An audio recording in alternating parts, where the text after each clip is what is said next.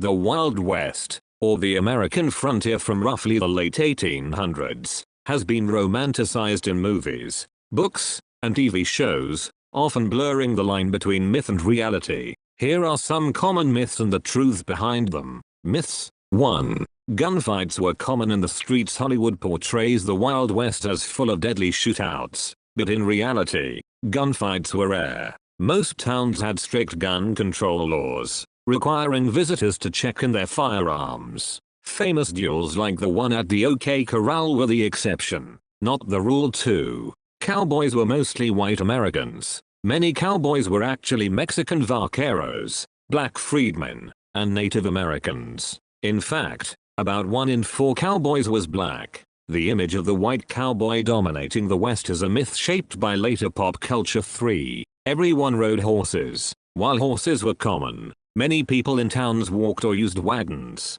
Only cowboys, ranchers, and outlaws consistently relied on horses for travel and work. 4. Outlaws were everywhere. While there were famous outlaws like Jesse James and Billy the Kid, most people in the West lived relatively law-abiding lives. The idea of constant train robberies and bank heists is exaggerated. 5. Native Americans and settlers were always at war. While conflicts certainly happened, many Native American tribes coexisted and even traded with settlers. There were periods of intense violence, but there were also long stretches of relative peace. Truths. 1. The West was diverse. People of many backgrounds, including Chinese immigrants, Mexican settlers, and freed slaves, played major roles in shaping the West. Chinese laborers built railroads, and Mexicans contributed to cowboy culture. 2. Women had more rights than in the East. Some western states, like Wyoming,